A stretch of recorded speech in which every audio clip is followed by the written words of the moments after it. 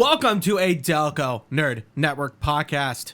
My name is Anthony Ragucci, and here with a few friends in the Delaware County area. We get in the basement and we talk about a certain topic. Today's topic is going to be the sacred TV time slot. Here to discuss, as always, the triple threat, Chris Trio. Gooch, how's it going? I'm excited to be back.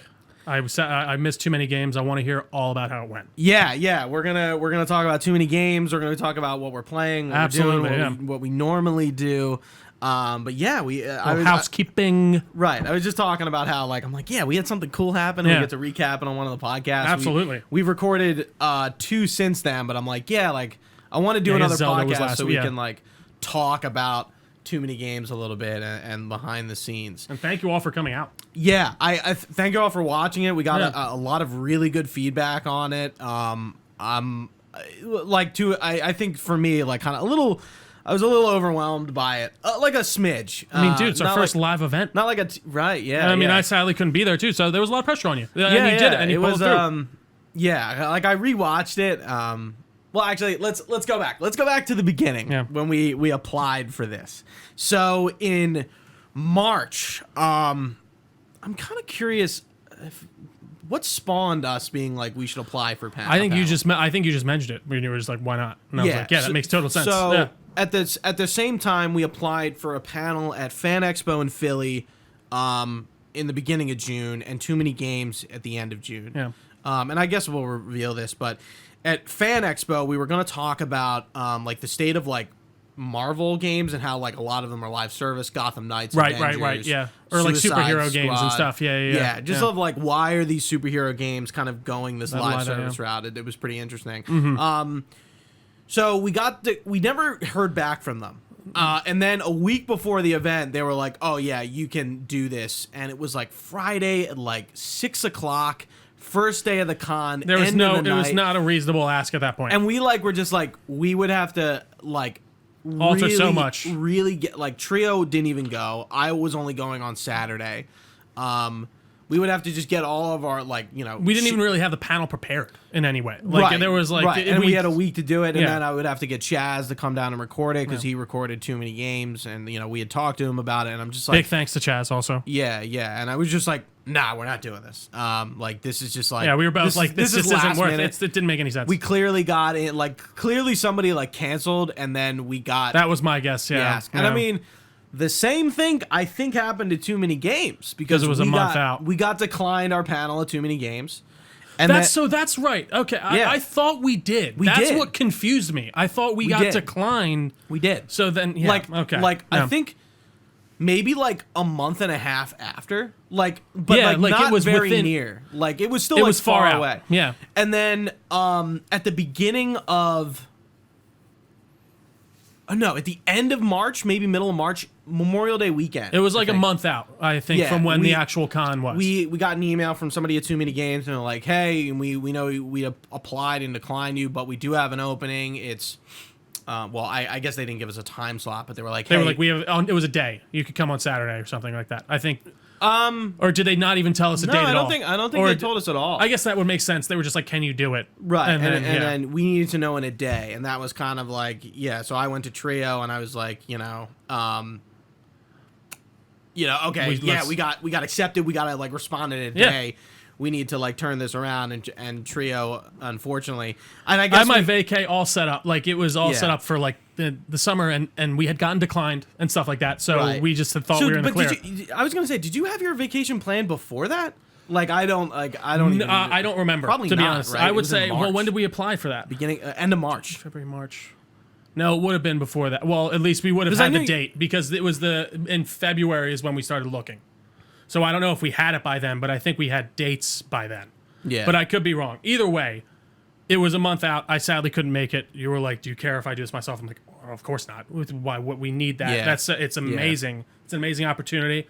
I'm glad you were able to go. It seemed like you had a great time. It seemed like it was. I was very jelly, but I was sitting on the beach, getting my sunburn. And then you got sun poisoning? No, I got sunburn. Actually, I didn't. I just sat under the umbrella the whole time. But I still enjoyed myself, and I read Dune, and it was a very relaxing week. But I'm happy It went well because it really did. And I'm thankful for Chad, seriously, because that's big help having him to record there and stuff like that. Yeah, I definitely want to talk about a little bit about your vacation. But Absolutely, sure. Let's do Too Many Games. Please do that. Let's go. Not that it's in chronological order. Absolutely. But yeah, so being a panelist at Too Many Games, I got a free pass, so that was kind of cool. That was one of the things I was super jelly of. Yeah, I was like, great. I don't have to pay to be there, even though I would have anyway. But it was cool, like a cool perk, right? Absolutely. But you feel a little VIP. What I wished, so it was funny. Yeah. So so on Friday, and I go there, and I'm picking up my badge under the VIP line. So like I'm feeling pretty hot right now. Hot shit, Gooch. So I get to the person, and I'm like, oh, I'm a VIP. And they're like, "Oh, cool. What's your first and last name?" I'm like, "Oh, Ragucci. It should be under Anthony Ragucci." And guy's looking at the list. He's like, "Yeah, you're not on here. What's your name again?" And he's like, "RAG." And he's like, "Yeah, you're not on here." And I'm like, "I can show you the email." It's for you told him I assume I'm for here for a panel or something. Right. Yeah. I'm like, I have proof. I'm like, I can show you the email if that's okay. I think I was speaking to someone named Heather, and like a woman kind of came out, and she was like, "Oh, like."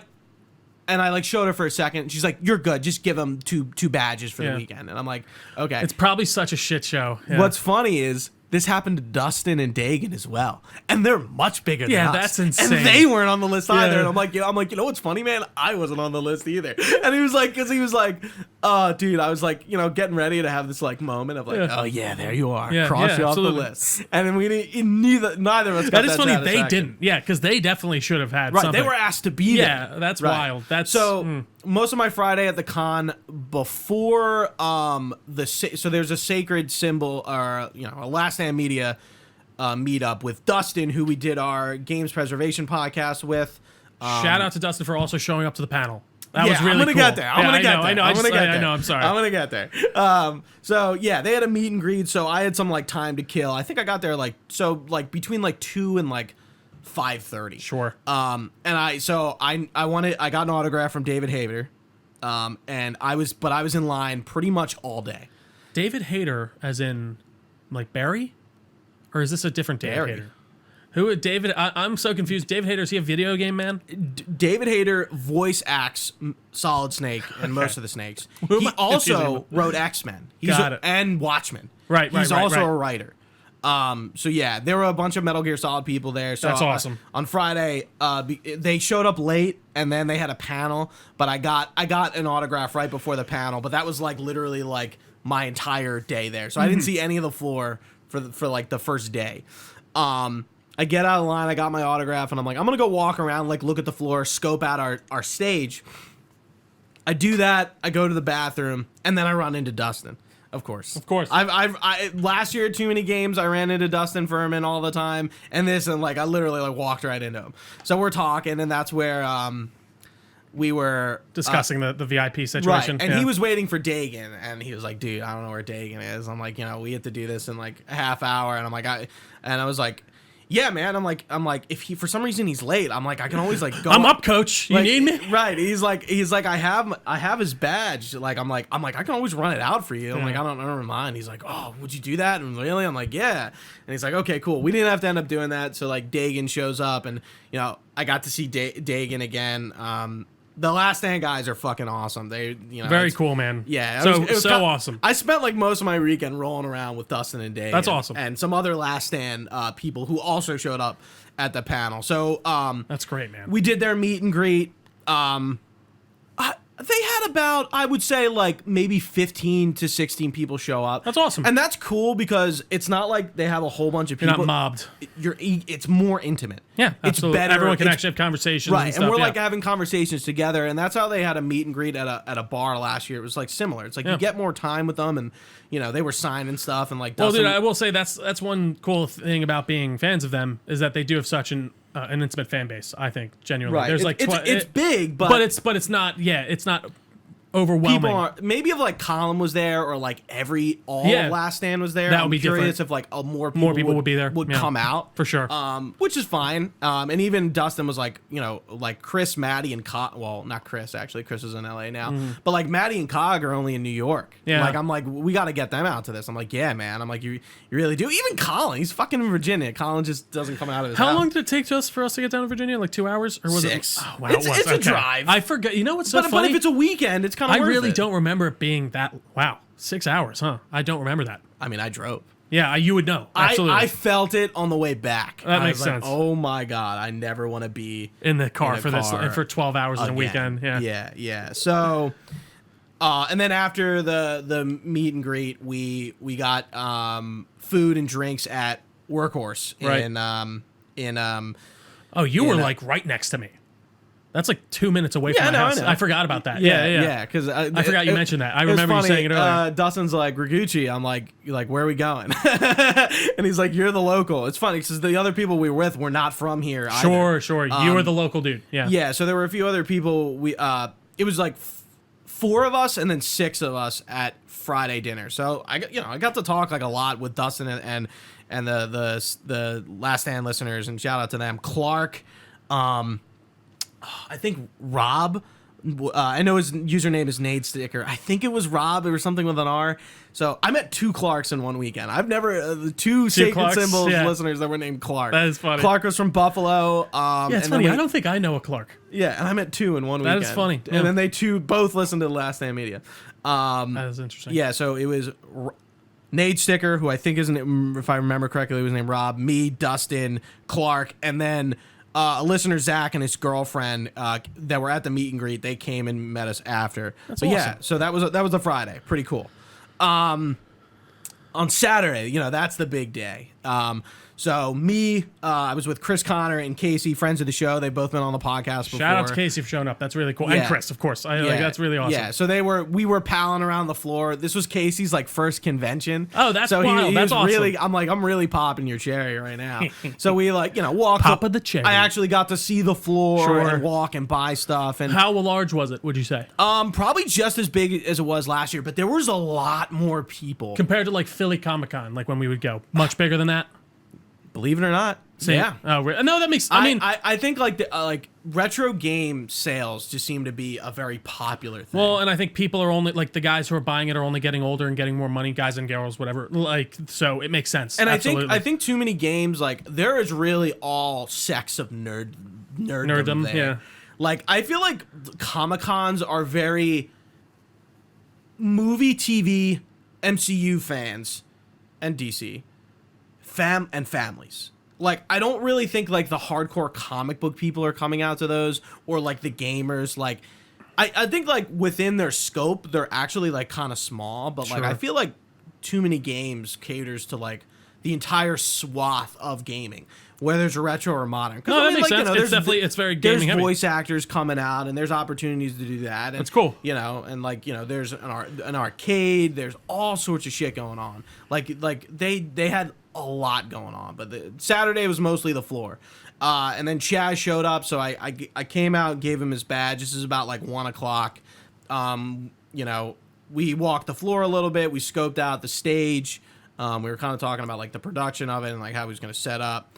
And then we ran into Dustin again. He like tickled my elbow, which I got like freaked out by because I was like, who the fuck is touching me? And I turn around and he's like, hey. I'm like, oh my god, dude. I was like genuinely like startled by that. And he was with another viewer. I know his Discord username is, I think it's Janucci, but I forget his first name. Yeah, so they were rolling around together, and Dustin's like, oh dude, I mean, like I told him about the panel. He's like, yeah, I'm gonna go to your panel, or I'm gonna get food, and then I'm gonna go to your panel. Or no. Well, he had to run out. He ran out to Wawa, and he's like, I'm gonna go to Wawa, come back, do your panel, and then me and Dagan are gonna go out to eat and prep for our panel. Because they had a panel at the literal last thing of the convention. Yeah, you said that. So I'm like, like I didn't know he was coming. I like told him, but I didn't know if he was gonna like come. And Dustin awesome, and Dagan man. both ended up coming with like 4 or 5 Last Stand folks. Like some of the people that were at dinner with us last night came. It was cool. It sounds like an amazing time, man. Seriously, I'm glad that's incredibly cool of Dustin and Dagan to show up and support us. That's amazing. That's super cool. So I was pretty nervous for this thing. I gotta admit, dude. It's a live of you're doing. I would imagine I would have been sweating up there with you before we go. You would have been. You would have been a puddle, dude. See, what would happen is I'd sweat it out before we got on stage. We'd get on stage, and then I'd realize it's all just us's in the crowd, and I'd be like, oh, and then I'd even out. Yeah, so we're sitting there. There was a VTuber panel before us, and it's me, Dustin, Dagan, Casey, Chris, Chaz, and some of the Last Stand listeners, and then Dagan came up, and we're all just standing there. We're like, what the fuck is this? Yeah, it was an interesting setup from what I saw. Yeah, so it's 3 panels in a row, right? Next to each other? 3 stages next to each other. Emerald, Sapphire, and Ruby. So we were the Sapphire, we were in the middle. And I'm going to talk about the one issue I had with the whole thing. And they're only separated by, curtains. Sheets. Yeah. There was not much between them. I will say that's just, sorry to interrupt really quick. That's one thing I did find cool when we go to Philly Comic Con. They'd all be in there's different rooms in the convention center. So one panel would be in one room and another would be. They might have done ones like that. I like that, but it in with the Wizard World stuff, those rooms were so off of the main floor. That's true. So you're definitely. So with Too Many Games, you're getting floor traffic walking by. Makes sense. There were people standing for a little while and then maybe moved but there was always some people standing in the back, not seated. So I think you have that advantage, but the floor is busy. There's 2 other panels to the left and right of you. A lot of stuff going on. There's a lot of stuff going on. Yeah. Which wasn't distracting, but it made it hard to hear, which I'll go into. So we set up we set up, everything's good. We have 15 minutes to set up. Chaz is a pro. He gets everything set up. We had a possible audio issue that we figured out. And I go to do it. And I think my biggest of the actual conversation, the podcast portion of it, I didn't want to fuck up the intro because you've seen me just randomly fuck up the intro. It's one word. It is rare though. I will say most of the time you usually do get it, but I understand being especially in a live atmosphere. Right. Yeah. And I didn't fuck it up. But the one thing I noticed is I wasn't super comfortable sitting with the mic the way it was because it felt kind of far. The table was kind of low. I just felt weird. It didn't feel right. And I asked Dustin, I'm like, did you feel kind of uncomfortable sitting at your panel? He's like, yeah, it felt a little odd. I'm like, okay. Because you weren't that high. You weren't much higher than everyone, right? Or were you on a higher stage, a very much higher stage? It didn't feel like there's as much separation between you two as you and the audience as I would expect. Right. It wasn't I didn't get the big stage, which is what. And of course, Dustin and we're not. Right. I didn't expect that. Yeah. I don't think we don't need that. Yeah. But yeah. So I was just kind of weird. So I'm like, okay. I just took the mic and I was kind of leaning back and just talking like this, and then I stood up for a sec. I watched. I'm walking around. I'm walking around, and I'm I got up. I felt more comfortable. Yeah. I think it must have been nerves too. But if you were there, I probably would have sat down. Because we're talking. Yeah, it would have been this. Right. Yeah. Right. So, and I think I nailed the intro. I think I did it really well. You did. From I listened. I had some critiques of myself. I felt like another version of the podcast. I mean, I don't think between myself in actuality and me on the podcast, and I would say the same thing for you. Absolutely. I don't think there's much difference in between our normal selves and us on the podcast. Our conversations are pretty much the same. Right. Yeah, I might overblow things a little bit. And same here. I do that normally. Absolutely. No, there's not really much separation in that regard. Right. So, but I felt I felt very different. Well, I felt I was enunciating a lot more, yelling. You know what does that to you, Gooch? Nerves. The stage. Yeah. No, genuinely. Right, you're up in front of an audience. You haven't really done that before. Yeah, I've done one speaking engagement. Yeah, at my college. You're going to be overly analytical of yourself and overly too. stimulated, and you want to be speaking the best way you can, so you're going to really enunciate things and stuff like that. Right. I do think you being alone on the stage is going to do that too. I think if it was us two having a conversation, it would be a bit different. I think if we were both on the stage and we both couldn't hear, I think it would have been worse. It would, yeah. I was thinking about it because I think why I was yelling and talking really loud, because you felt like you had to compensate, is I couldn't hear myself talk. Yeah. Where down here there's it's normal. Yeah. I can hear myself talk. I can hear you talk.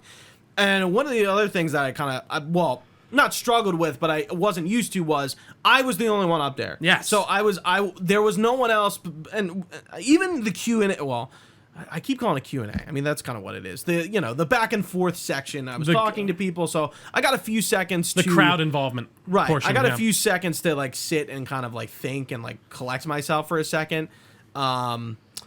But I really didn't get all that much time to think about what I was going to say and like kind of process what I just said. Or when you're talking, I can think about what I'm going to say next, listen to you, and kind of like compose myself for a second. I didn't have that, that luxury. I think you're describing why most podcasts at least have two people.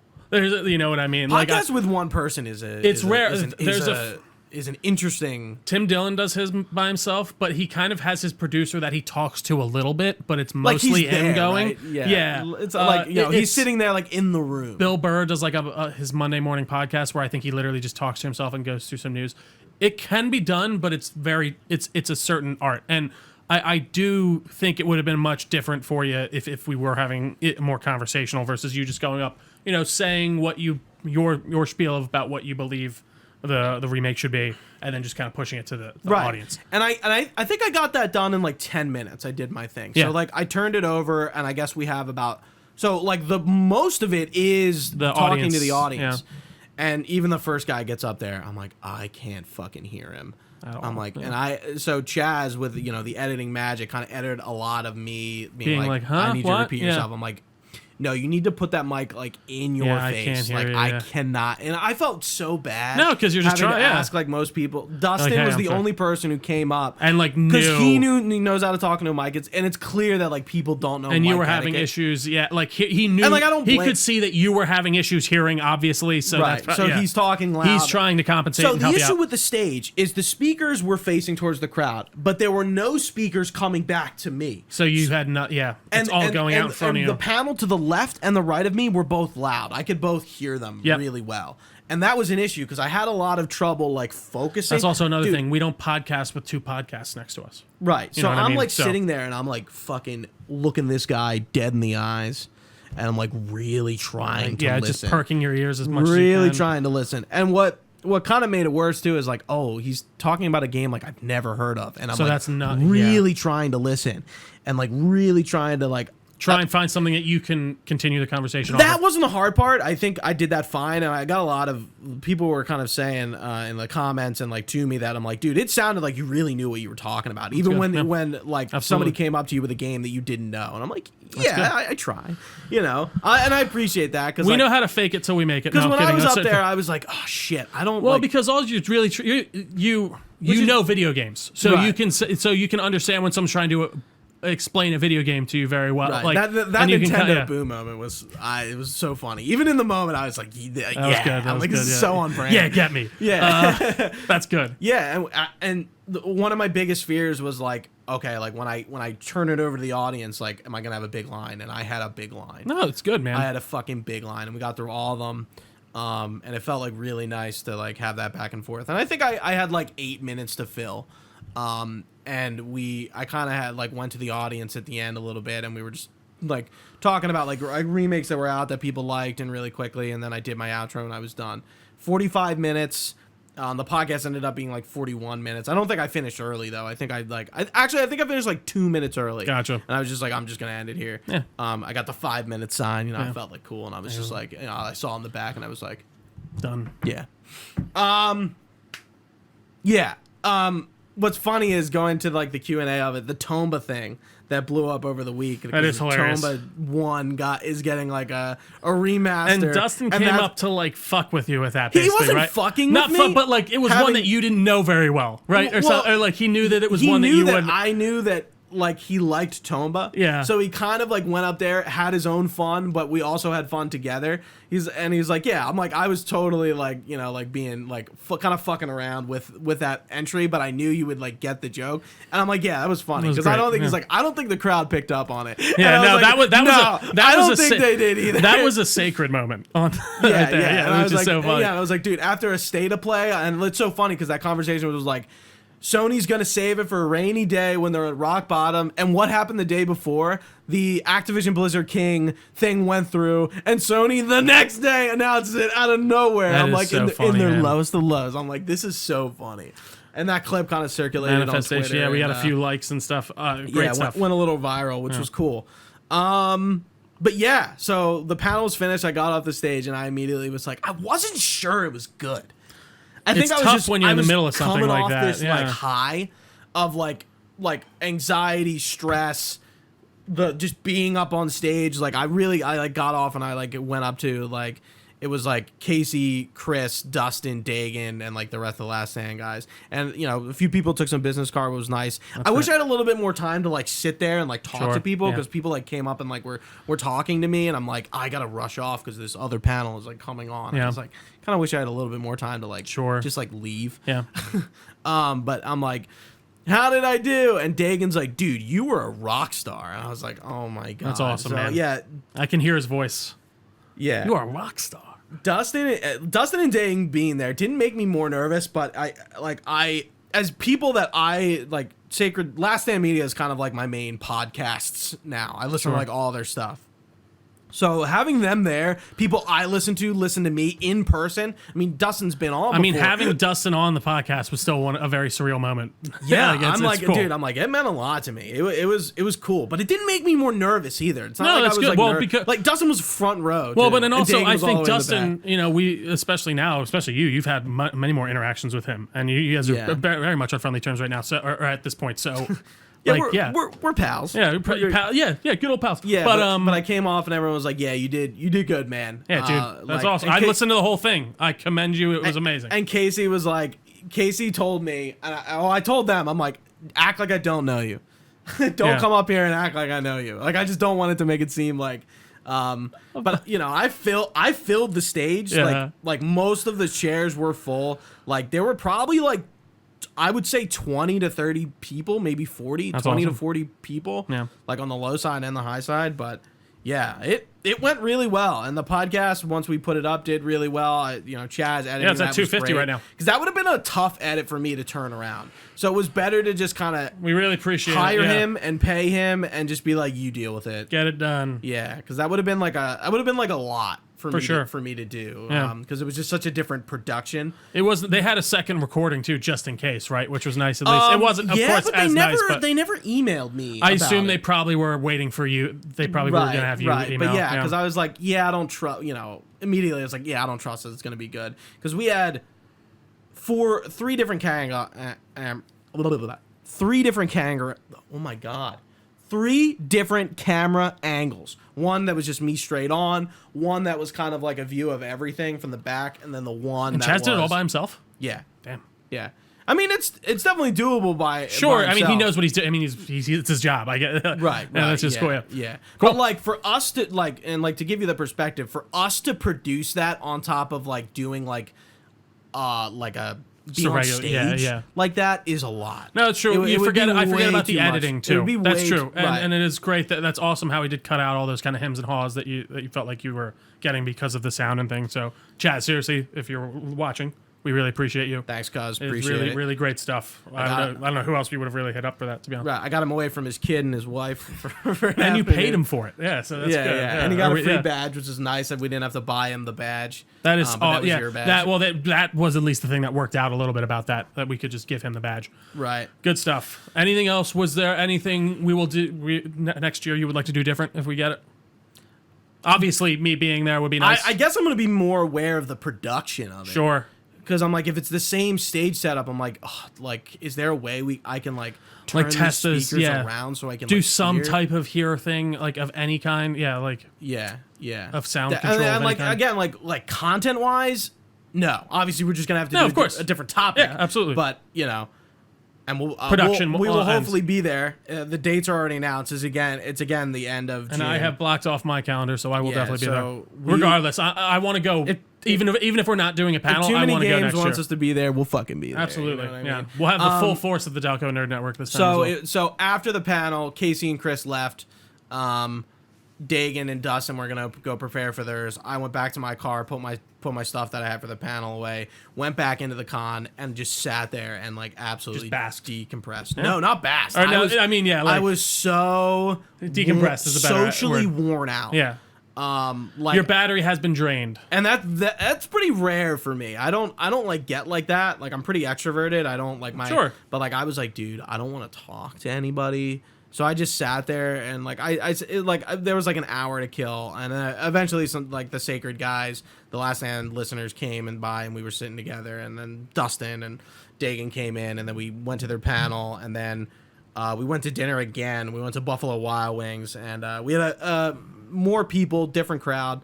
And then Sunday I just went back. I did my last rounds on my own. I got another autograph from the Metal Gear Solid guy, Quentin Flynn. He plays Raiden. Gotcha. And he's in some other stuff, Kingdom Hearts as well. Yeah, and I think I made some like last minute purchases. I didn't make a total day out of it. I was totally like spent though. Like I'm just like I've seen so many nerds right now. I don't want anything. Too many, too many fucking nerds. This is ridiculous. Like so I need to get the fuck out of here. But yeah, that was too many games. It was. Yeah, sounds like a great weekend, man. It was man. quite an experience. Big, long weekend. I haven't conned that hard, I feel like, since New York Comic Con.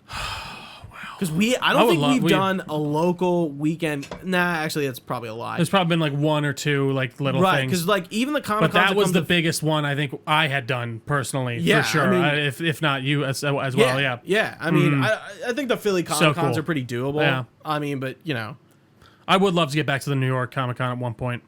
But with the way the fucking everything's going right now, who knows? Dude, this year. San Diego Comic Con is probably going to be. It's fucked. It is. Absolute. I think shit it's show. probably it is. Like there's not none of the a single actors movie can be there. do press. Apparently, well, they can do press in weird ways. Apparently, Disney is doing a red carpet with with just like made up characters for the show. I can't remember what's coming out.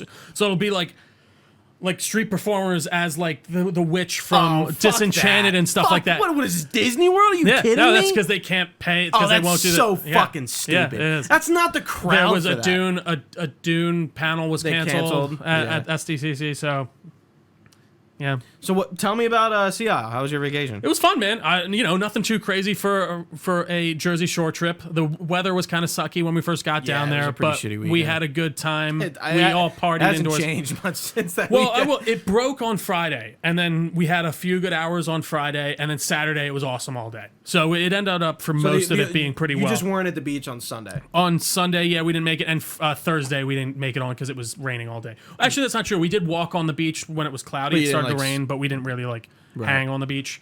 That night we just hung in, played some drinking games, hung out. It's just the crew, so we were all getting into a bit of debauchery, and then we went out to some of us went out to dinner on Thursday night, but then some of us went to the Princeton in Avalon. Have you ever been there? No. Very cool venue. They had live music and stuff. Yeah, it's a bit of a club. They also had like live music, a band going in the next room, which was like fucking awesome. The drinks were very expensive, as they are, but I will give them. They were in Avalon. Yeah, they were heavy fucking drinks. I got a tequila sunrise. It was a tequila. Tequila? Yeah, it was tequila with a little bit of sunrise in it. It was so heavy. God. It was insane. If I got a Long Island, I would have been done. I was shit faced, but we made it back. That was the last night. I wasn't too bad because then I couldn't have driven home the next morning. That was Sunday night. That was Saturday night. Okay. Sunday we left. Other than that, man, it was just a great relaxing weekend. The weather ended up getting better. Just a bunch of games at night and stuff like that. Hit the bars. It was a nice, relaxing weekend away, for sure. Yeah, so I'm going to Brigantine. We stayed there last year, which was great. It's just they don't have many like bars and stuff to go to. But if you're going to just hang out, to the bar. then you're good. Yeah, yeah. So like I'm going next Sunday to. I think it's the 24th to the 28th. So I'm going there from like Sunday to Friday. Yeah. So the week. Yeah, the house we stayed in was interesting. I was telling you this before. It was like very mountain house aesthetic for some it is strange, strange, and like naturey. Shore houses are always like stereotypically like that shore vibe. I was telling you, there's like these weird moldings of like melons. I don't know what they are. I assume they're melons. It was very odd, but it was a really good weekend, a relaxing one that I definitely needed. So I appreciate you taking the reins on your own. Yeah, doing a hell of a good job. Seriously. Yeah, I can't wait to do it with you next year. I can't wait to be, or maybe I can't wait to just be there. Period. Because I want to just go to the con, regardless of even if we're doing it. Yeah, I mean, I guess we'll probably try to apply to Fan Expo again. Yeah, why not see what happens? I wouldn't see why not. I just was like, I kind of wish they just respected our time. Exactly, I agree. Like, instead of being like, oh, you coming? You doing this? I'll be like, dude, like, this is a week before. This is a week before. Yeah, this is like this is a little unprofessional. Yeah, I absolutely. Well, I think they're just going down the list, like we said, after someone canceled. Yeah. But yeah, so I'm gonna be bringing Teen, and I plan on doing absolutely nothing. That's great. I plan on eating and hanging out on the beach. And or friends? Family. I'm just going with my sister and my dad. Oh, nice. Yeah, which is not. My parents are divorced, so like family trips are a little different. Yeah. Yeah. It's like it's not like especially since my parents have been divorced. It's like weird. I think like we've done it back and forth, but it's just like I was like, okay, like if we get a house and we're fine, and we kind of like, I don't like going down the shore and being in a hotel. I agree. I don't like it. Because you feel like it's a vacation. Yeah, definitely. When you're down the shore at a house, you kind of feel it's a vacation, but you're home in a weird way. Exactly. Yeah. It feels, you have a house. You have those creature comforts. It feels different. So I guess. Did you see me bring this over here? No, I didn't. I don't know. So I got the backbone. Oh, that's right. I forgot. Yeah. I got the backbone at Prime Day. And this is for Android, so I'm gonna get Game Pass Ultimate and see how it goes. And I'm gonna do cloud streaming on my phone, so I can play some games down there. So, but that will. Does it stream it from your Xbox, or does it stream it from like their servers? It is not streaming from the console. That's what I thought. So like with PlayStation, and I can use this with PlayStation. Yeah. I think my console has to be in rest mode. Yeah, that's what I thought. But with Xbox, it is true cloud streaming where it's like, okay, there's your their servers over the at Microsoft. Yeah. It's on your phone. It has nothing to do with your console at your house. Interesting. And I'm looking forward to like putting this together, and I'm gonna have That's cool, man. And I'm gonna I'll finally have a Game Pass Ultimate after like my years of resisting. Absolutely, you'll become one of us. Yeah, I'm looking forward to breaking that in and seeing how we do. And plus, I've been traveling a lot more. I'm going to Iceland in September. Which man, that's gonna be cool. I'll talk a little bit now, and I'm sure we'll talk about it later. But yeah, the Death Stranding inspired Iceland trip on my own. That's gonna be awesome, man. You're gonna have a good time. It's a scenic as hell. I mean, it's gonna be fucking interesting. And I kind of like not designed the trip like this, but I was kind of like, I want to have like a very like different kind of experience and sort of put myself in like an existential crisis mode where I'm just like, dude, I'm like traveling a country like on my own. Like I have a rental. No, that's different. I mean, dude, it's cool to do. I mean, I know Brendan. You know Brendan Bradley. He did a backpacking trip across Europe by himself, staying in a bunch of hostels. That's a lot different than absolutely no. I mean, I mean, it's similar in the vein for sure. Yeah, I mean, you're definitely, still, it's that stuff. I don't know if I could ever do. When I've been telling people about this trip, they're like, really? Yeah. And they're like, wow. Like alone. Like doing a trip alone anywhere is a big deal, but like Iceland's very safe. I wouldn't be. Like, yeah, I'm you not couldn't worried, choose it. But like, friend of the show, Matt Spurrier, he did a trip to Egypt alone. That is a choice. That takes some balls, man. And like in hostels, I'm like, I don't know if I feel comfortable doing that. And I'm not staying in hostels or anything in Iceland. I'm staying in like that's nice some hotel. wanderlust. Yeah, I'm like putting some money out there for this. But that's like, cool, man. This is the time to do it. This is the time of your life. I couldn't imagine I'll ever do a trip alone. I mean, who knows? Yeah. Maybe I'll do a trip alone again, but like, after this, I don't plan on doing another trip alone. I'm like, hopefully want to try to like buy a house, get a new job. That would be optimal. Absolutely. That's the optimal scenario. But the only thing I have left to plan is actually like meals, which means if like, I guess I got to make reservations at a restaurant if anything like that. But like, that's it. Everything else is planned. Sure. And I'm sure that's like meals. You could probably find a restaurant, I assume, and like how do restaurants work there? Do you need like reservations? See, that's what I don't know. I'm like, do I really have to? I'm like, you're gonna see a lot of kids outside there. What? I think it's Iceland. Yeah, they leave their children outside to sleep in the cold weather because it's good for them. What? I believe it's Icelandic people. Maybe it's a different Nordic country. I don't think I'm gonna see kids. They leave their children outside of their homes to sleep because sleeping outside is supposedly good for them for their naps. And they leave them outside of like restaurants and stuff like that. And you'll just like walk by and there will just be children in their carriages sitting outside. And like no one's afraid they're going to get like... I think it's Iceland. If not, it's a Nordic country. If I see them, I'll let you know. Please do. I'd be very curious. Yeah, but that's in September, so we still got a little ways for that. But dude, August, it's so funny. I have nothing going on in August. No, me neither. I have like a few that was things basically on the weekend. that was my only vacation of the summer, really. That's you know what's funny? And I know we're going long, but I don't care. I'm kind of enjoying this a little bit. We'll get to our topic. You know, we got the timestamps in there. You figured the fuck out. We do. We haven't talked about D&D yet.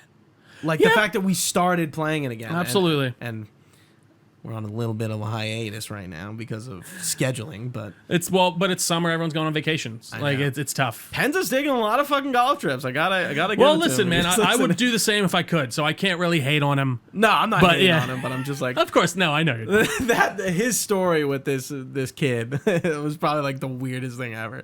I'm like, what? What's happening? Yeah. What is happening? Penza, man, I love his tweets. They get me all the time. He was just tweeting, he's like, Missouri, I'm inside of you. And he would tweet something like that. But but hopefully we'll get back in D&D soon. Yeah, dude, it's been a lot of fun. Mike Mandel, friend of the show. He's been on before. An old high school chum of ours. We knew from high school, so it's been really cool of him to take us under and be our new DM. We've been really trying to get back into it for a while. Yeah, when we've had 2 sessions, session 0 and session 1, so we're barely into it. Yeah. But yeah, the way he DMs is like absolutely like masterful. It's just cool. Well, I just like the way he sets up his world and the way it's like he's had his history continuously building for like as long as he's made this world. Like he has his own Middle Earth that he's been building on top of with each campaign. That's a good way to put it. So it's really cool. I really like that a lot. Shout out to Mike Mandel. We appreciate your time, our good DM. Absolutely. Yeah. So let's get into the normal, what we've been doing, playing, watching. Trio.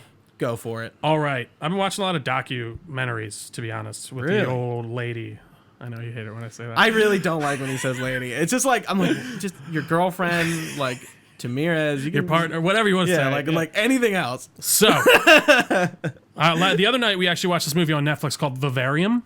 It's with Jesse Eisenberg and another British actor that I don't know very well. That was Lex. It's pretty good. Okay. I enjoyed him in it. It's like this couple that's looking for a house, and they go to this realtor, and he takes them to this like weird, like scenic neighborhood development that's like literally is just the same house repeating, and he like leaves them there, and they can't escape. Like every time they try and drive off, they just keep ending up back at the same house, and it's like them kind of losing their mind and going through all the shit, and like they're given this baby that they have to take care of, and if they take care of it, they'll be I enjoyed it a lot. It's only Jesse Eisenberg. It seems like it was definitely filmed during the pandemic. Now that I'm thinking about it, actually, it's literally Jesse Eisenberg, his like wife, and I think his character is the wife, and the like realtor who takes them there, who's this like really weird and creepy guy.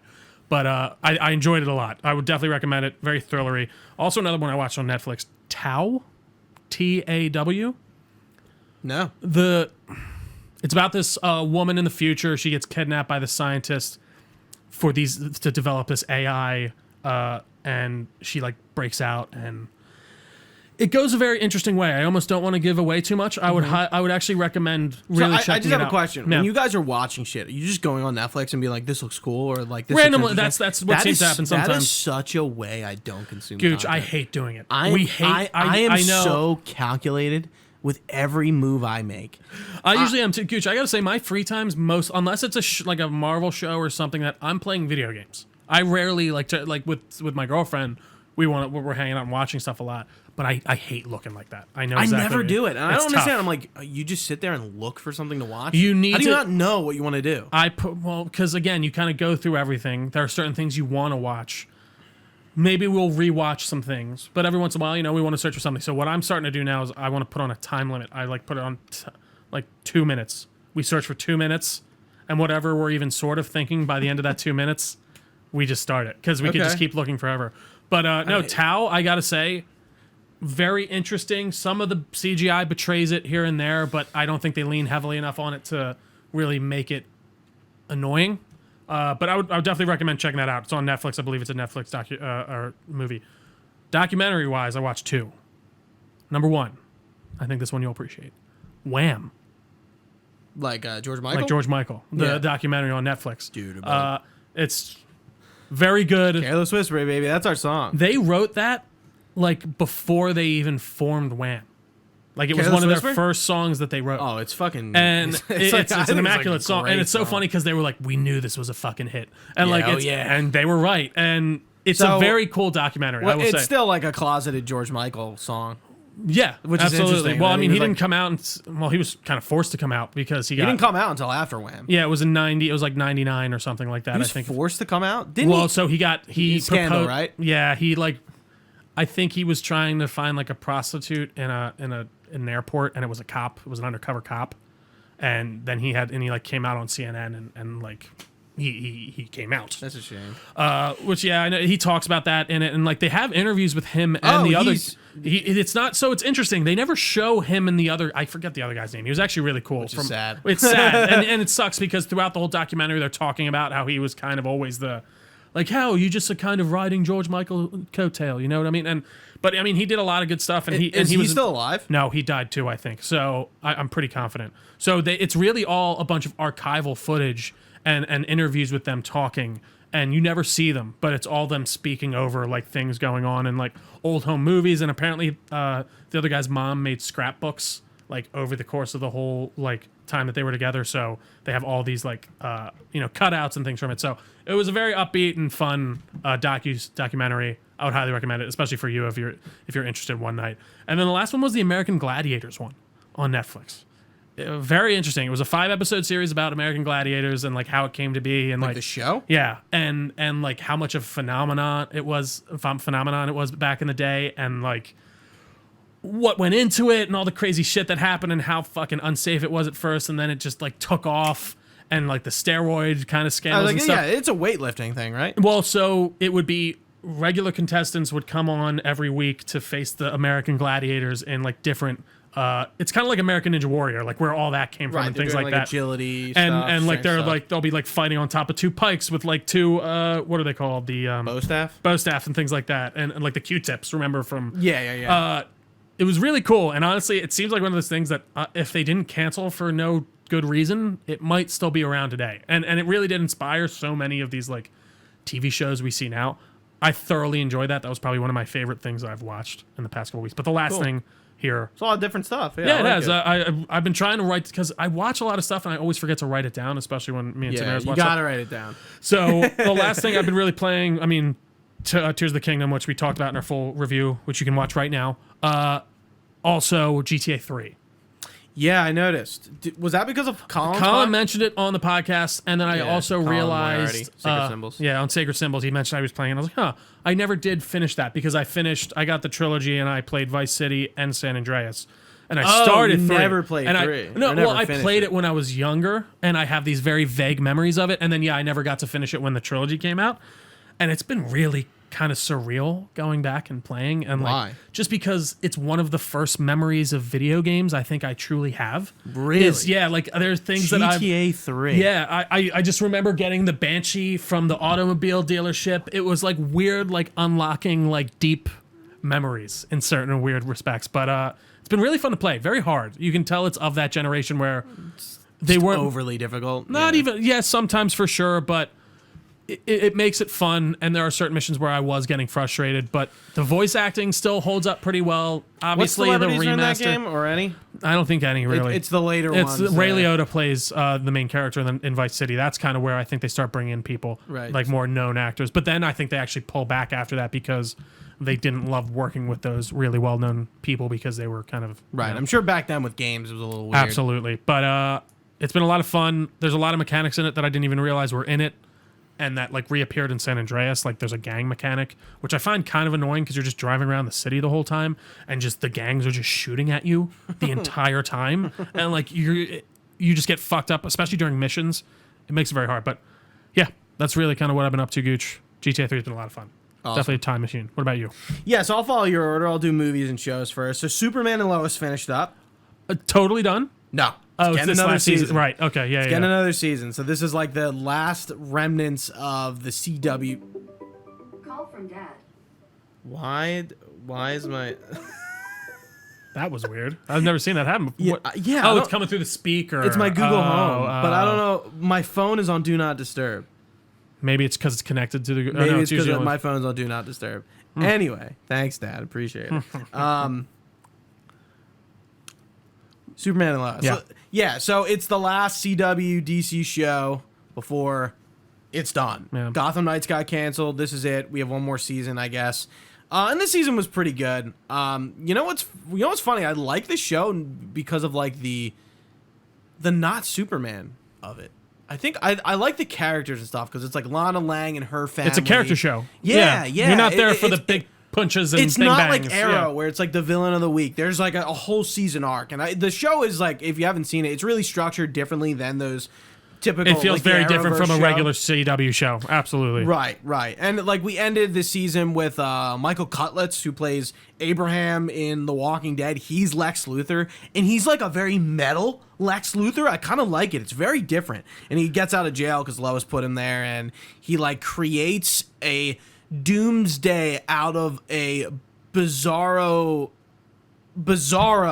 Superman from another Earth. So that was like last season, and I guess like you find out like during the season, like his body, like the government has it, and Lex gets a hand of it, and like the season ends with like spoilers, because I know you're not gonna watch it. I've seen the videos. Like I would love. I might watch it. Bizarro Doomsday Superman beat like Death of Superman kind of moment. Do they have a full fight though? It doesn't like freeze frame. Is there like? Do you see the fight? They fight? You do. Okay. Yeah, All right. Yeah. I didn't know if that was like a tease for the next one. It looks pretty cool. Yeah, it does. From what I saw. Because if the show ended like that, it would have been bad. I don't know if James Gunn kind of recognized that and be like, we can't. Well, I think to finish. The only thing that sucks about this season is the guy who plays Jonathan. Changed, right, yeah. And it's just like, I can't do this. This is so weird. It's weird, yeah. It's just a totally different, yeah. Yeah, and it's not like a tragedy happened and I can kind of get over it. It's like he just kind of like left the role, show, yeah. which sucks. But yeah, that finished. Another Superman thing, My Adventures with Superman, which is pretty on good. Max and Adult Swim. Very good. Not very adult. I don't know why it's on Adult Swim. You know, Adult Swim is on earlier now. It's on at like 7. What was it used to be on? Like 9. That's why I would have said 8. Yeah, like I would have guessed 8 or 9. It's on earlier. But yeah, I've only watched the first 2 episodes. I think the third one came out this weekend, and I love the animation style. It's really cool. It's like Jimmy, Lois, and Clark are like interns at the planet. Makes like sense. they're like so young 20s. It's different. I like it. It's a different take on Superman. It seems like electric powers, right? Or something? Or is No, it that's that's just his power up, or is that just his suit up? Or like I thought there's an electric villain and it's Livewire. Oh, okay. And I think they're doing a Suicide Squad arc for this season. Which is interesting because, like, again, like Superman is just coming to be, but it seems like they're doing like a Suicide Squad thing, which is interesting. No, that makes sense. Yeah, with Superman, I feel like his villains are always so big, so like I think that's like a good like grounded way to start. I would agree. Yeah. I watched a movie called Perfect Blue. It's an anime movie based on a manga of the same name, and it's very different. It's not kind of what you expect. It's about a pop star who shifts her career to become an actress. Okay. And it's basically about like her anxieties and like her life choice changes around that. And she's also getting stalked. Oh. So it's a thriller, kind of psychological horror. Okay. You're kind of seeing a lot into her like psyche about sure. like, and so she's in this really popular like pop group and she changes and a lot of people are like, oh yeah, like I don't know if she's going to be able to do this. And, she makes the change and she's on this show that's kind of like a Law and Order SVU type thing. Gotcha. Like a procedural law drama. Right. Yeah. And she's playing like a smaller character and she like, she has like one line at the start and then like she, her managers kind of get her more role, but they're like, oh, like we want to do this like rape scene. And she does it. And it like kind of fucks with her. And she... like this whole time there's a guy stalking her and she's also having like there's something going on. I'm not going to spoil it. It's not as like clear as day and I think that's what's kind of interesting. There's shit that goes on, but like she starts doing like modeling and photography, so she's being much more racier than she's used to being. Gotcha. Very interesting, very normal. I was gonna say it sounds like just a drama that's an anime. Yeah, and I watched it subbed And I think it actually, because I was like looking, there is a dub version of it, but it's not available anywhere on streaming.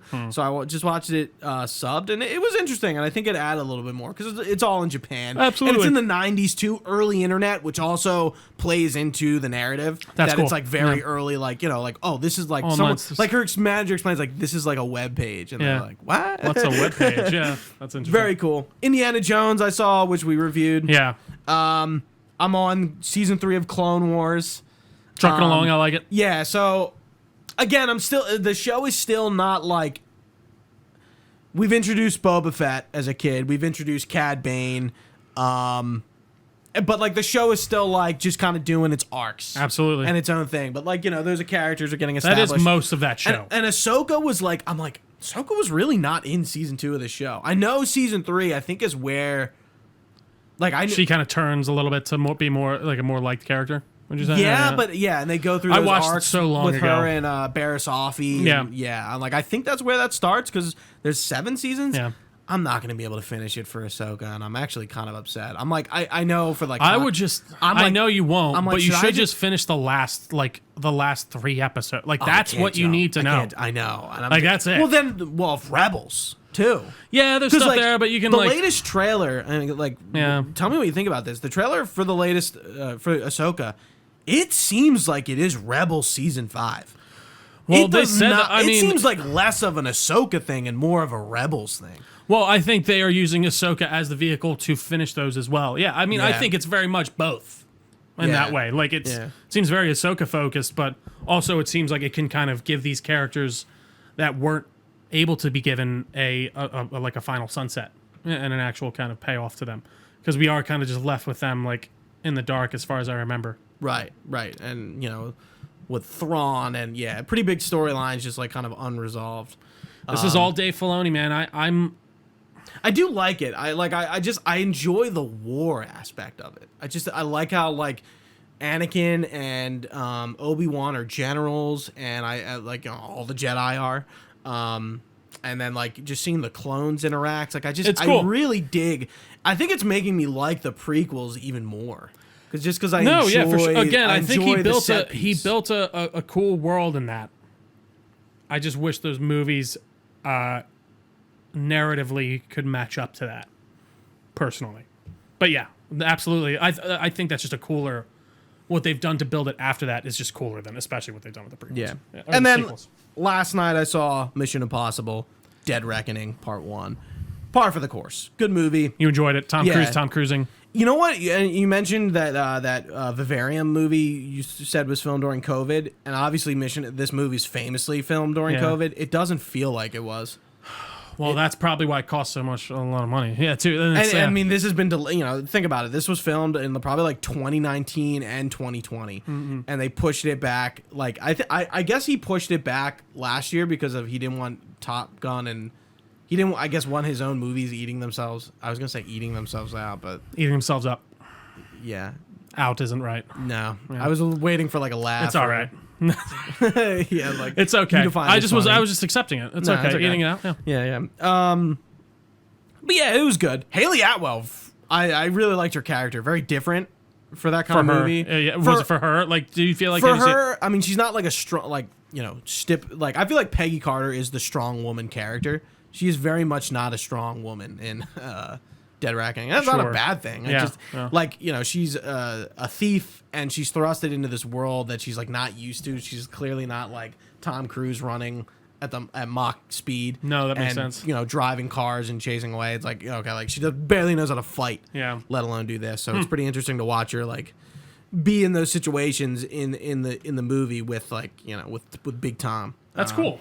Awesome. Well, I'm glad you enjoyed it. I think I do want to catch it in the theater, so I might try again next week. But we got Barbie coming up, so important things. Yeah, we do have Barbie coming up. I do have games. Yeah.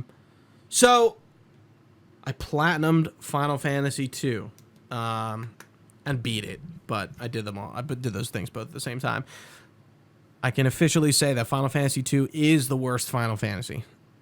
It is pretty bad. Gotcha. It's good, but it's kind of like where a sequel decides to change things up, but not for the better. Sure. And it kind of just ruins They tried everything. new things, and it was the wrong things. The game really had you bopping around to different towns in the beginning, and you're like talking to people and bip bopping and booping around. Bippity bop, boop bop, yeah. It doesn't feel like very linear. You're like constantly backtracking, and I think the pacing of the game and the way the leveling system works is just very strange. And I didn't really have this opinion before this game. Like I played this game once before, like years ago, and I'm like, yeah, this game is pretty bad. Like it kind of makes sense why this like Final Fantasy is like really not talked about. I platinum or 100% Jedi Survivor, fucking miserable. Dude, I didn't realize the bounties were bugged the entire game while I was playing. Oh, I didn't know that either. Because they stopped giving me them. Oh, and so you I had to go back and keep. So you finally found out what that end thing was with that? Yeah, with Boba Fett. Yeah, Yeah. that was what I got I was like, spoiled yeah, for it's me. fine. I was like, whatever. I'm like, I don't care. Oh. But yeah, I was just so, like, dude, like the amount of like I was saying, I think on a, I don't think did I platinum it on a review? I don't think so. I don't think you did. No. Yeah, because I wrote. Well, there was here. one thing that I remember the day of you were like complaining about it. They patched it. The, Right. the Yeah, bounties. yeah, bounties, And like yeah. the next day they patch. I'm like, thank fucking God. But I'm just like, dude, are you like the amount of backtracking and like bit booping and bopping around to fucking finish this game? I was just like, just like the first one. I'm like, I just find this like this world very cumbersome to backtrack through. Sure. It just did not feel good at all. Especially when you're trying to get everything. I could understand. But like, you don't need to get everything. Sure, you don't need to get the seeds, right? You're saying, and like, Like certain- most of the Yeah. things, you don't need to get all the lightsaber parts. Like there's a lot of stuff like the game doesn't actually have you finish to get. Yeah. But it's just like, what's the point of going back to get these stuff? There's really none. it's more just if you want to keep playing around. Again, like it. I think I got exactly as much as I wanted out of going back and Did you backtracking do the New Game Plus or no? No, not yet. I'll do that at some time down the line. Like Right. like with God of War and stuff. I'll probably replay that next Right. year or something. And I also finally finished 100% Midnight Suns. Nice. I'm fucking done, dude. Another miserable fucking experience where. Gooch, you really make me want to like achievement hunt. I Yeah, gotta do say, I? like you really like get me excited. Like Do I? another no, not at all. You're like another fucking miserable fucking achievement from this fucking fuck. The FF2 Platinum wasn't that bad. Just the game was not that good. Yeah. But with Midnight Suns, there was an issue with their DLC coming out, and like all the achievements for every DLC was bugged, so I couldn't earn them in my base playthrough. I had to do a second playthrough anyway because there's like a karma system, so you can do like a light choices, dark choices. Yeah. So you have to do a playthrough where you reach maximum dark. Yeah. So I had to do New Game Plus to do that anyway.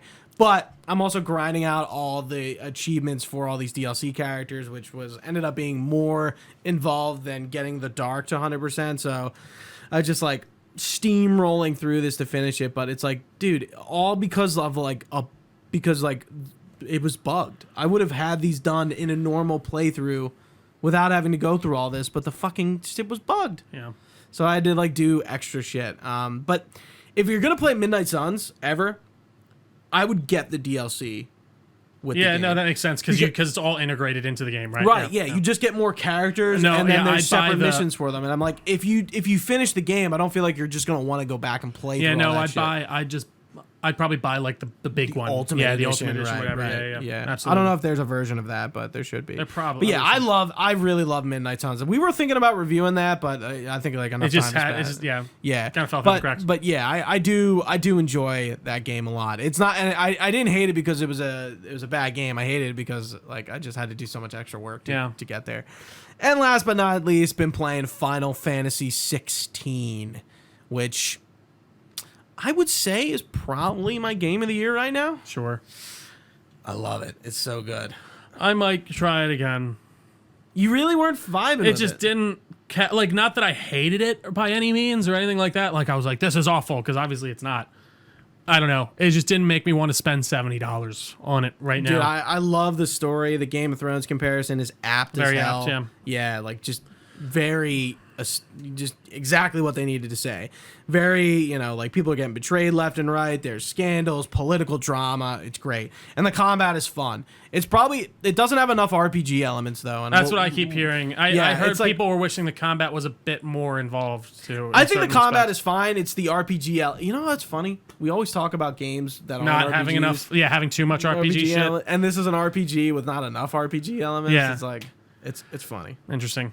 So let's get to our topic. I'm not sure how Absolutely. long we'll go, but Probably not this to- has been something that's been cooking for a long time, and I've wanted to talk about this since House of the Dragon came out. Yeah. And what spurred this topic is watching that show and how enthralled and surprised I was by the quality of House of the Dragon. Sure. Because after Game of Thrones, we were all pretty low on all things Westeros, and House of the Dragons was anything but bad.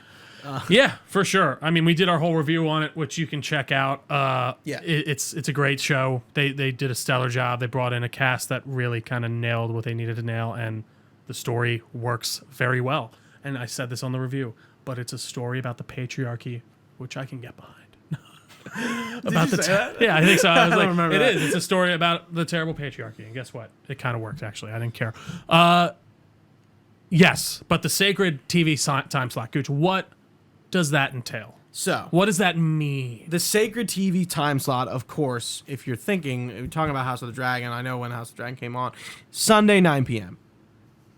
And watching that show, I was like, holy shit, I cannot wait until next Sunday at 9 p.m. to watch this fucking show, to see what's going to happen next. Sure. I was like so elated. I don't think I've ever been that into a show in my life, especially since we have a lot of content out and we're watching a lot of I would say the last shows. time I don't think it got nearly to the same level as Game of Thrones to me, but it definitely was scratching that same itch of like, everyone get together, we're gonna watch House of the Dragons. But like, dude, I still do remember when Game of Thrones had come on, we'd all convert. And I want to talk about that. Yeah. I do want to hit what you're saying, but I started to notice I'm like, not all shows, popular shows, big shows, air at that time anymore. Sure.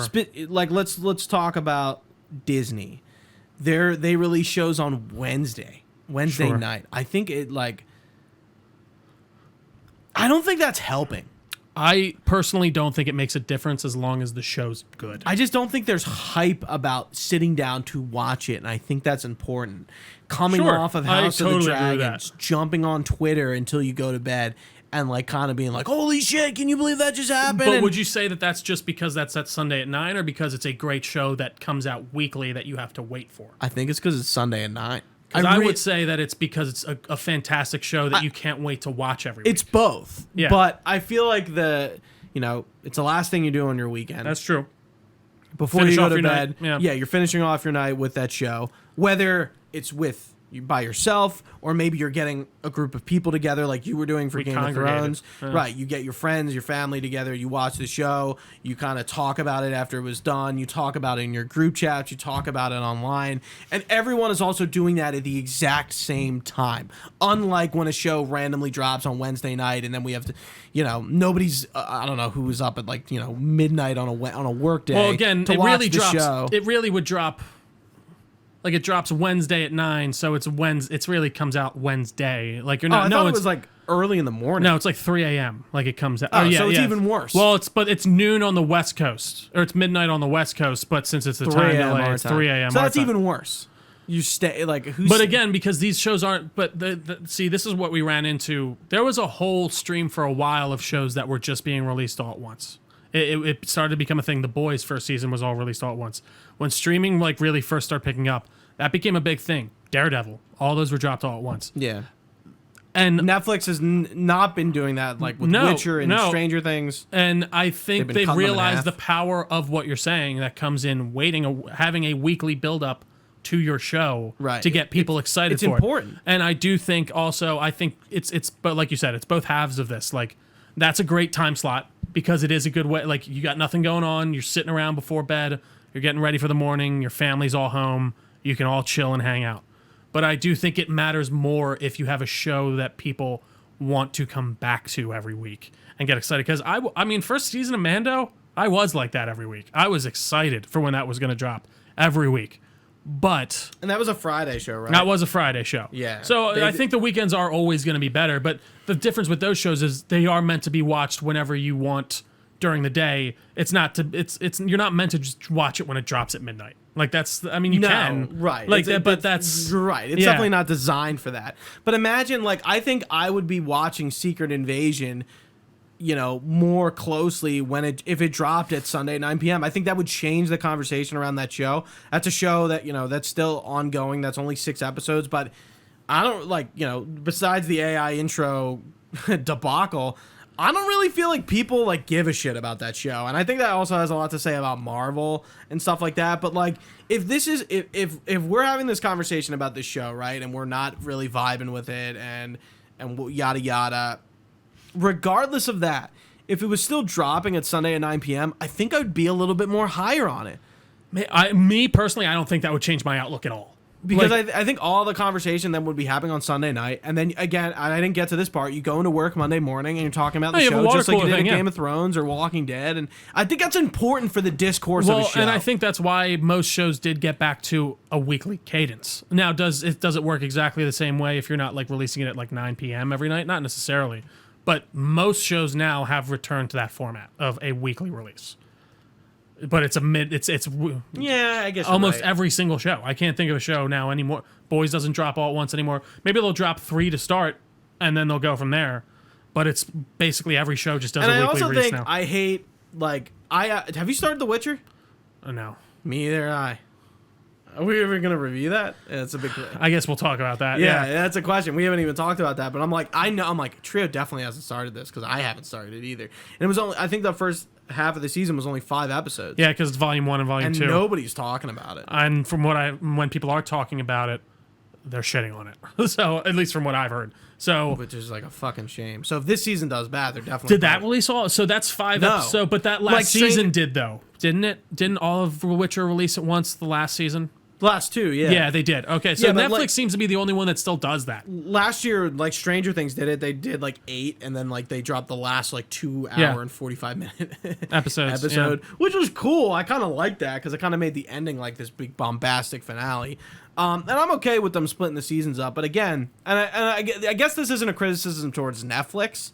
Maybe HBO is still dropping their shows at Sunday 9 p.m. When Westworld was on, they were doing that even though it was on Max. We're not all watching Max. We don't all have the HBO channel, so we're not just putting it on. But still, it's oh yeah, we're still dropping that episode at Sunday 9 p.m. AMC Better Call Saul was on Sunday at 9 p.m. Breaking Bad and Walking Dead were at Sunday at 9 p.m. And I think that just it doesn't take it. I think that spot has been known to host such good shows because good shows get put in it. Correct. In the way, and I think that's why that's I think you do need a show. The shows. So, even though Secret Invasion and some of these Marvel shows aren't, even DC, Titans and Doom Patrol isn't dropping at Sunday 9 p.m. They're dropping on Fridays, but let's pretend Marvel actually thought Secret Invasion was good and decided to drop it at Sunday 9 p.m. Doesn't that give you a little bit more confidence? You don't think they think it's good? No, I don't. That's interesting. I don't. They don't think Echo is good either. That's why they're dropping it all at once. Okay. Do you hear those rumors? No. There were rumors that Echo is bad, and to just get it out and done with, they're gonna release it all at once. Interesting. Yeah, and they you know why I hate that? Because I don't think that's I can't trust. This is the scoop. I do want to do this podcast on Scoop. I'm sick of all these rumors. Yeah, it is. Because it's people just throwing things against the wall. And did you hear the whole thing about the Indiana Jones shit that people were thinking? No. So there was a whole rumor a year ago that the original ending of Indiana Jones was gonna have his goddaughter go back and replace him in all the movies. And kill him by accident, and then go through all his adventures. Again, totally made up. Whoa. Never happened. Then they said, "Oh no, that's not true." They reshot it because everyone got so mad. You don't reshoot the ending that we saw at the end of that. That's not something you can just put together and reshoot and do a quick thing. Yeah. The Scoops culture right now, I don't take any leaks seriously anymore. I really don't. And I'm and especially with the Disney stuff in the way of there are people who they and it goes the opposite way. Look at all those leaks from fucking Deadpool 3. Yeah, it was in nuts. Yeah, I'm oh, are they? Well, but that's why they don't do things on sets anymore too, because of that. Like they don't do open sets anymore a lot because they don't want because people snap pictures and stuff like that, and it's just people off to the side. The discourse is annoying, and that's what. And even Cullen was like on the Discord.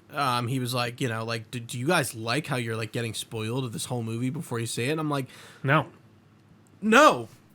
But that's what it's been like since the beginning, where it's like we're going into Winter Soldier, and I know the Winter Soldier storyline, so I know what's going to happen. I mean, not to the T, but like generally. I mean, some elements, sure, for sure. But I do think that there is something interesting to the fact of them wanting to still release these weekly, and just I don't know. Back to the Scoops thing, I just hate a lot of rumors like that in general, and I tend not to take them seriously. Like, do you know how many rumors come out have come out in the last year that Kathleen Kennedy is going to be fired? Yeah, I've seen a lot of this. It's every other month. Like I just, and that's just an example. It's toxic. It's incredibly toxic, and it's misinformation, and it's because and it's just been spawned off of the internet where people are looking for clicks, and it's the same thing with other things.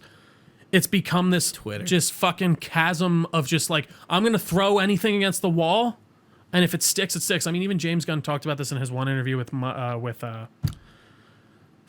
Inside of You, Rosenbaum. Yeah. And he's talking about, he's like, listen, I could come out here and debunk every one, but it's like, yeah, 90% of them are fake. And then it's like, all right, if I don't debunk the one, it's like, then I give up the game. Like, people are just making shit up, like, and just tossing stuff out. Yeah. And it's like, they're just hoping you come out and then disregard it. But so, going back to the sacred slot, do you think there's any validity to what I'm saying? Do you no, think I think that there's. I think the emphasis more is on that weekly cadence.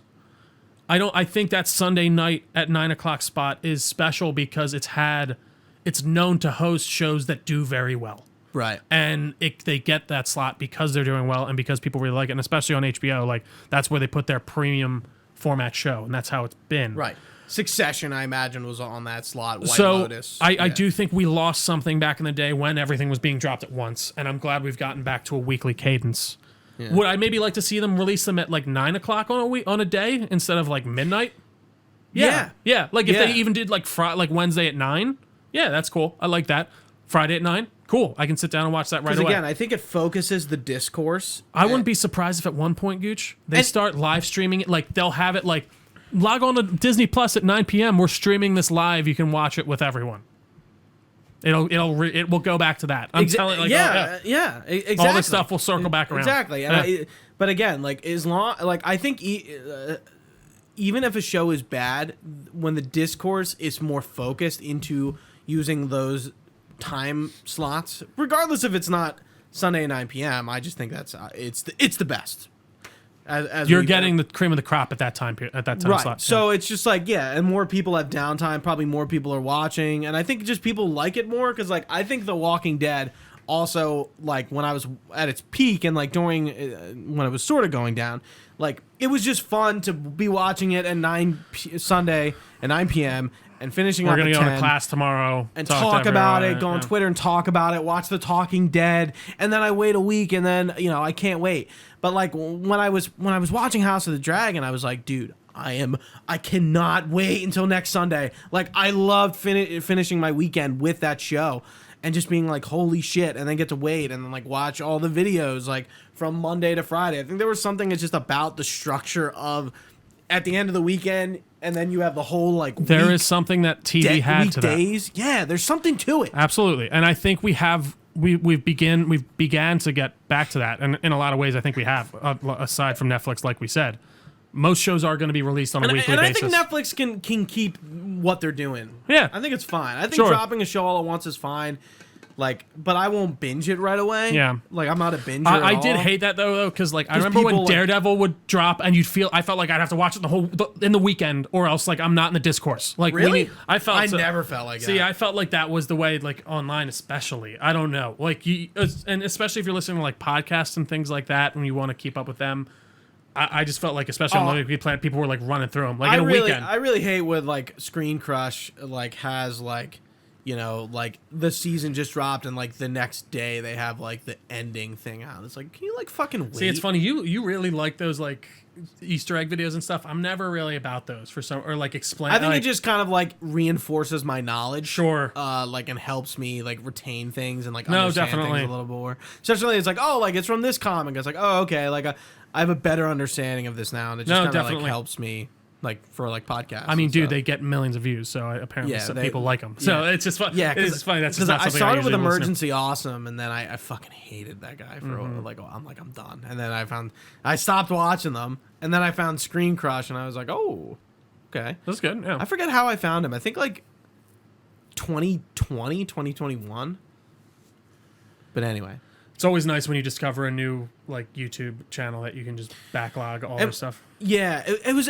We were talking about at the beginning of I think before we even started the podcast about like the streaming wars coming to an end. You were mentioning. So like everything's just there was a lot of bets, and Dan Merle does a whole really great breakdown. I always recommend him on here because I gotta start watching him. He's really one of my I think my favorite movie like YouTube channel. I don't know if you watch all the videos I Of course not. But, right, but like I'm like. Trio's into this one guy. I need to give it more attention. I try to here and there, of course, especially with when you drop like a video essay or something. It's just tough because those are right. Here's my usually 4 hour. Video yeah, it's not. Dan Merle's his are usually like 20 minutes. That one from White Light about Unity. I'm like, you have to watch this. And I actually did watch a good amount of that. This is for you. It was cool about the parkour. Yeah. But yeah, he did a really interesting breakdown of how like. Back at the beginning of the pandemic, all these companies put a lot of money into streaming. Warner Brothers, they made Batgirl. They made all these direct-to-streaming things. They really put all the money on the streaming. Was originally one of those. And it all is just coming out from under them. They thought they could get to that point where they could beat Netflix, and they can't. And they're realizing they soured a lot of relationships because of their movie, especially WB. Is it because they can't beat Netflix or because it's not a good model? It's a bit of both, it seems to be. Okay. And again, I wish I was a bit more well-versed on this.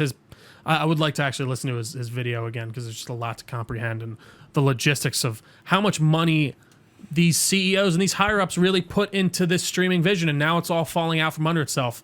And it's all coming to head, especially in these like writer contracts and just all the turmoil we are seeing in the film industry right now, that it's really going to change a lot of stuff. And there was that interesting quote from Steven Spielberg. He's like, at some point, I think Penza put it in the group chat, at some point in the next 20 years, like, and this was like back in like the 90s, like 5 films over $250 million will flop. And it will cause an upheaval, and it's like, and I mean, it's literally almost exactly what the writers have been on strike, and you know, as of recording, the Screen Actors SAG-AFTRA just are now on strike too. And again, it's a lot of these like bigger name people, but they are doing it like these guys. A lot of the CEOs are putting them up on the pedestal of like, why are these big name actors like fighting for more money? They make all the money. It's not for them. It's for the people trying to break into the industry. So that they're not fighting for themselves. They're fighting for those people who are starting out. Well, like look at like Sean Gunn. I mean, he's not a big actor by any sense of the imagination, but it was interesting to hear like Gilmore Girls is like one of the best streamed things on Netflix, and I haven't seen a dime. There's been some weird. Interesting. There's been some weird Snyder people hate on him in the comments that I've seen, like, oh, him and his fucking brother Gunn, like just like I'm like, just shut up, brother Gunn. Oh, him and James are already riding off in sunset. The Snyder people, you guys don't make us look good. Either way, it was funny, but yeah, they don't see it. And then someone, like, there was a whole thing. The Hollywood Reporter put out like a thing, like a corrective statement, like, we posted a video from Sean Gunn earlier saying this. That was actually lacking context. They didn't get paid because of this, that, and the other. And then something underneath that's like, well, yeah, that's because Netflix doesn't have to pay the streaming people or the people they license the series off of any streaming rights either. So, or they just pay them for the rights, but they don't pay them per streaming to get residuals. Because, like, you know, back in the day, actors used to get residuals from DVDs, DVDs and shows. You know, if they're playing, they get. I mean, dude, guys like who was like Hoffa and not Hoffa, Jimmy Hoffa, like Michael J. Fox with like Good Times and stuff like that. Like they made a ton of money off residuals, especially back in the day because you only had so many channels. But like now, it's not the same at all. I mean, you don't get paid per streaming; you get paid per an episode, and then that's it. You don't see any If The Office is playing a ton on Netflix all the time, you're not getting a result. And I think if you're listening to us and I'm like, don't you think you guys are a little off base? No, because this all feeds into what we're talking about with the streaming service kind of upending the typical TV and movie scheme. Like, absolutely, everything's sort of being upended.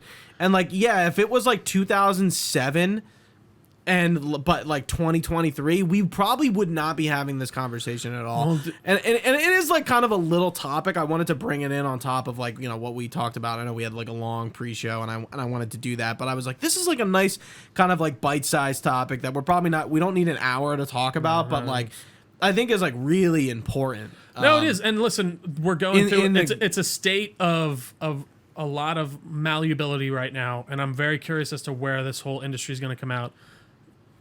They trained us to be ready to take all these things all at once, and I just can't handle. And then now we can't handle it. But then also that's they realize it's not sustainable. And that's people why I haven't started The Witcher, and that's why people. I'm watching too much shit. They train, especially this is more towards the movie stuff, but they train people to be ready for a movie to come out on streaming in 2 weeks over the last 2 years. Now everyone's like, I'll wait for streaming. Are like on digital. I'll wait for streaming and like next week. Yeah, like it's an NFT. And the fact that fucking flopped the way it did, it's one of the biggest superhero It's the bombs biggest superhero bomb. Is nuts. I How? really didn't see that coming. Like, I didn't think it was going to be like... I don't think any... When we reviewed it, we were not talking about like it's going to bomb. I didn't think so. I really didn't think it was going to be that bad. I think people are... I mean, well, I truly like thought people the are Keaton liking thing, it more than like Black Adam. It just shows you that I think Keaton's not as big of a draw as I expected him to be, and I really thought like a lot of people would come out just for that, and I think they thought that too, and it just didn't go the way they wanted. But either way, these companies have trained their audiences, especially with animated movies and stuff. But I will say, Elemental has made a pretty good bounce back. See, like that Discord with that has been interesting too, and I'm like, is it bad or is it good, and is it making money or is it not? Well, Because now it's made the gross. It's begun to make money now. Yeah, its global gross good. has actually it's bounced back. But like, up. how long until that's on Disney Plus? Absolutely, and that is the issue that these companies are now having to reckon with. That they trained us all, especially the common people who don't really go to the movies to begin with that much, anyways. Oh, well, that's going to be on streaming in 2 weeks. I don't care. I'm not going to go see that in the theaters. Why would I do that? Like Tom Cruise is like. We know Mission Impossible isn't coming out on DVD for 3 months. Right. That's like, yeah. I really back his championing of the theaters. Of the theaters. I totally agree with it, and he's right. If you want to, and he should. I'm glad sure. he's the one doing it because he's in probably the best place to do it. You want to hear a really dumb quote about streaming and movies? Look up the who did the Avengers movies, Endgame and Whedon? No, of Endgame and stuff. Russos. The Russo brothers. They were talking about like movie theaters and like I can't remember the exact quote of like how dumb they are and how they'll go the way of the dinosaur. I'm like, the fuck are you guys talking about? And like how they're very expensive. The Russo brothers. I can't remember the exact quote. The Russo brothers are saying this about theaters and how like exclusive they are and probably how because Marvel's in their fucking pockets, or there were. Sure. Yeah. I don't think. Gooch, I hate that. No, I know, but you can't. This is what I'm going to say. This is all I'm going to say. Haven't all their movies been on streamers? Please allow me to finish my sentence. Okay. We don't know that, so I'm not going to assume that. And okay. I hate when people are like, "You're in this pocket. You're in the." I think they actually think that, and that's even dumber to me. But I do see what you're saying. Like all their movies, Cherry, and like all these movies they've done with MCU actors have all been on streamers. Yeah. Isn't that weird too? Well, but that's because it's been over the course of the last 2 years. Like true. Good point. That's the major reason. And I mean, but it is weird. It does make sense that they would say that when they're also was happening. They're also putting their movies. Well, and also on all of the studios were backing that play at the time, and now it's just going the wrong way. And I think we have seen that shift in the TV to bring it back to this time slot. I think that is key, and I think that's why you've seen us go back to these weekly cadences with these shows. And I think that makes a major difference, and I want to see more of it. And I think HBO knows what it's doing with keeping that time slot and keeping its premium content at that time slot. And people know, and that's where they're going to go. And I mean, it is, and it's also nice that I can just go flip on HBO Max, and it's on there at 9 too. I don't have to watch it on HBO, but I can watch it at 9 o'clock with everyone else. Exactly. Yeah, that is a key point because like when they introduced. Remember how confusing HBO Go and HBO Now was? They've gone through 8 of them. Remember how confusing it was HBO Go, HBO Now, HBO, then it got to Max. Which, you know what's funny? I forgot about Cinemax. Like, that was a thing for a while. Oh, yeah. Like, I mean, even Stars is kind of... That's not like really hosted That's on what like anything. Shameless is, right? Yeah. Yeah. I mean, think like so. besides that, it's like what else they have going for them? Like even like we just got to get rid of some streaming services. We got to get rid of Paramount has to go down. All of it's, but it is. We're condensing. I mean, that's Discovery had one. Now it's Warner Brothers Discovery. Now they're all combining. Yeah, true. Hulu and Disney Plus are going to be combining. It's a streaming wars. Is Hulu going to go away though? No, it's just they're going to be a combined service now. I think. What do you mean? Like you'll pay So for both. You'll get Hulu and Disney because they're both owned by Disney, obviously. Right. And I do feel like those two have always had different offerings. Well, and Hulu they've had all those like your regular TV shows. That's been around for a while. Your Marvel shows that they don't want to be like The off-brand, Hitmonkey was on there and stuff. Get thrown to fucking go into the grave. You know they took Runaways off of that. Yeah, they're doing that. Like a bunch of places are doing that. I want to because watch Runaways at some point. And so many shows are Dagger. being taken off of streaming services and stuff just to not pay the licensing fee. Funny to talk about video game accessibility. Now we're Well, that's what I talking mean. about Movies TV and show shit. I movie can't buy that. You accessibility. literally can't buy that anywhere. At that point, I do think it's almost fine to pirate it somewhere because you literally aren't able to get it anywhere Yeah. else. Anything else on the Sacred Time Slot, Gooch? So what do you, the viewers, think about this? Do you think there's any validity to what I'm saying? What's your thoughts maybe on we've talked about a wide variety of things, so feel free to leave them in the comments and make sure you leave a like. Please do. Before you leave. And if you're not subscribed, please feel free to do so on the YouTube as well. Absolutely, and I usually say this at the end, but always tell a friend about us. It really helps. If you got anyone who is into this type of stuff, mention the Delco Nerds. A mention goes a long way. We really appreciate it.